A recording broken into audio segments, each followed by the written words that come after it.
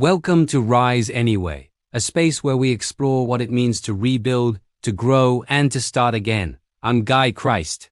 Every episode is a quiet reminder that no matter how far you've fallen, you can always rise anyway. Rise Anyway, Episode 4, Colonel Sanders. The recipe for late life success. When we think of Colonel Sanders, we think of the white suit, the goatee, the grin. But behind that image was a man who failed more times than most people even try. A man who didn't find success until he was 66 years old, and who built an empire from the trunk of a car. This is the story of Harland Sanders, the man who turned hunger into a global recipe for resilience. He was born in 1890 in a 4-room farmhouse outside Henryville, Indiana. When his father died, Harland was just a boy. His mother went to work at a cannery, leaving him to feed his younger siblings. He learned to cook not because he wanted to, but because he had to. Biscuits, beans, fried meat when they were lucky. Poverty was his first teacher and necessity his first kitchen. He dropped out of school in 7th grade, trading books for labor. He painted carriages, shoveled coal, worked on railroads, sold insurance, even studied law, until a courthouse fistfight ended that dream in humiliation. By the time he reached middle age, Sanders had already lived a dozen different lives, and none of them had led to success.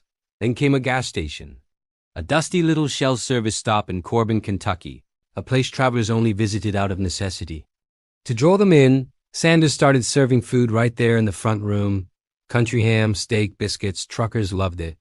So he opened Sanders' Cafe across the road. Business grew, but time was the enemy. Frying chicken the traditional way took too long. Hungry motorists didn't wait, so he experimented, adapting a pressure cooker for frying. The result was revolutionary: tender, juicy chicken in minutes. A blend of 11 herbs and spices, sealed in secrecy and sizzled into legend. By 1939, he'd earned the honorary title Kentucky Colonel. The white suit came later, the pride sooner.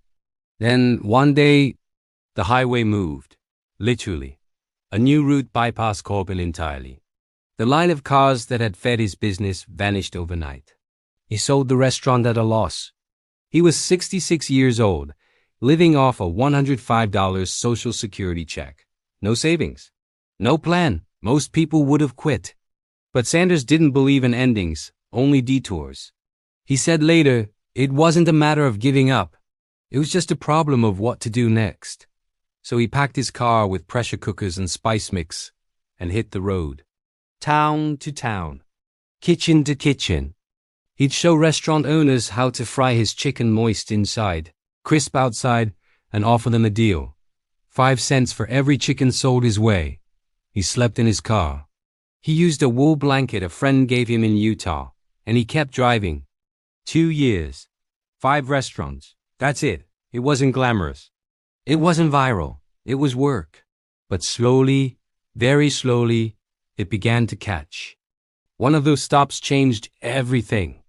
A friend named Pete Harmon ran a restaurant in Salt Lake City. He tried Sanders' chicken and loved it. Together, they branded it Kentucky Fried Chicken. Harmon's team designed the now famous paper bucket in 1957 and coined the slogan, "Finger-licking good." A bucket, a slogan, and a handshake. That's how a roadside recipe became a movement. By 1964, there were more than 600 KFC franchises across the US and Canada. That same year, Sanders sold the company for $2 million, but he stayed on as the brand's public face, earning a lifetime salary and touring stores until his last days. The white suit wasn't just for show. He said it hid the flour dust from the kitchen. His bleached hair, his smile, his southern politeness, all became symbols of quality and care. But behind the charm was a perfectionist. In his words, if you're gonna do a job, do it the best you can. Not halfway. He cursed in kitchens when the gravy went wrong. He scolded franchises that cut corners. Even after he sold KFC, he sued to defend its taste. To him, integrity mattered more than profit. The internet loves to say he was rejected 1,009 times. That's not true. But he was rejected plenty, and that's enough. 5 restaurants in 2 years. 2 years of sleeping in a car. Decades of failures before that. That's the real math of resilience. Not about how many no's you hear, but about how many times you knock again. By the end of his life, Sanders wasn't a billionaire, but he was a symbol. A man who built something honest, who kept his word, and who gave back quietly to churches, hospitals, and youth programs. He once said, "I made a resolve that I was going to amount to something if I could. And no hours, nor amount of labor, nor amount of money would deter me from giving the best that there was in me." That's the real secret recipe. He didn't win because of timing or talent. He won because he refused to quit. He couldn't move the highway, so he moved himself. At 66, most people think life is winding down. For him, it was just heating up. His story isn't about fried chicken. It's about faith in motion.